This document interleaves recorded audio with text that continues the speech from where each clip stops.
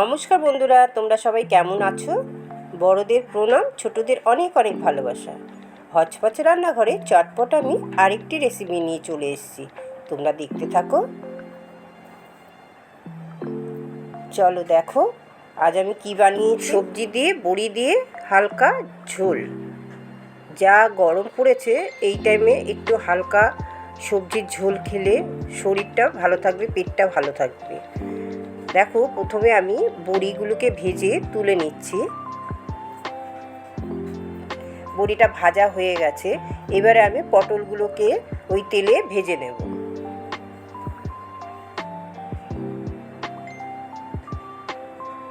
একটু নুন আর হলুদ দিয়ে সামান্য চিনি দিয়ে দেব, পটলগুলোকে তারপরে ভেজে নেব। চাপা দিয়ে দিয়ে ভাজলে তেলটা কম লাগে, জানো তো। দেখো ভাজাটা আমার হয়ে গেছে, এবার আমি তুলে নিচ্ছি।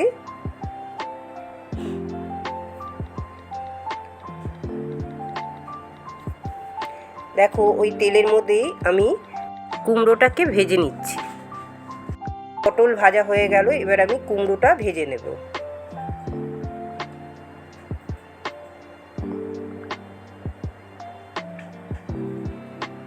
কুমড়োটাও ভাজা হয়ে গেছে,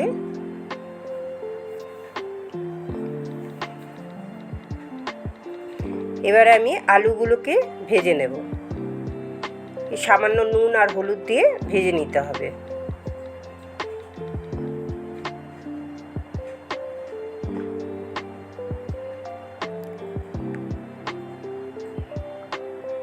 আলুটাও ভাজা হয়ে গেছে, এবার আমি তেল দিয়ে দিলাম কড়াইতে, সামান্য হাফ চামচ পাঁচফোড়ন দিয়ে দিলাম, একটা শুকনো লঙ্কা দিয়ে দিলাম আর দুটো তেজপাতা দিয়ে দিলাম। এবার একটু ভাজা ভাজা সুন্দর গন্ধ বেরোলে একটা টমেটো কেটে আমি এর মধ্যে দিয়ে দিলাম। এর মধ্যে এক চা চামচ আদা বাটা দিয়ে দিলাম। এবারে স্বাদ মতন নুন দিয়ে দিলাম, তাহলে টমেটোটা তাড়াতাড়ি গলে যাবে। হাফ চা চামচ হলুদ গুঁড়ো দিয়ে দিচ্ছি, হাফ চা চামচ জিরের গুঁড়ো, হাফ চা চামচের থেকেও একটু কম ধনের গুঁড়ো দিয়ে দিলাম। এবারে অল্প করে জল দিয়ে দিয়ে কষাতে হবে।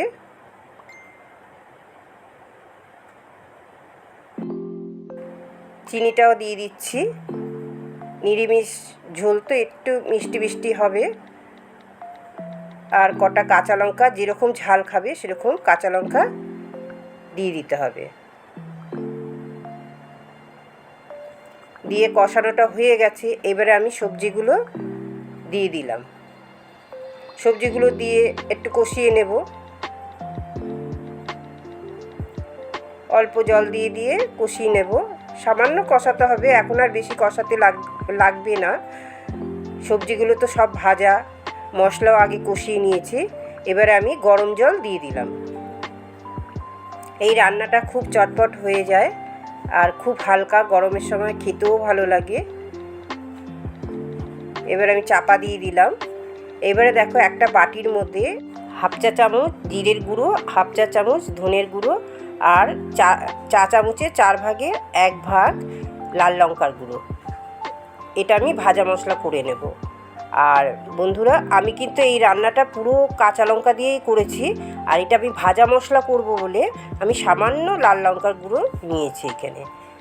আর জিরে ধনেটা আমার ঘরে তৈরি, আর এই গুঁড়োগুলোই আমি একটুখানি অ্যালুমিনিয়ামের বাটিতে ভেজে নেব হালকা করে। খুব সুন্দর ভাজা মশলার গন্ধটা ছাড়বে।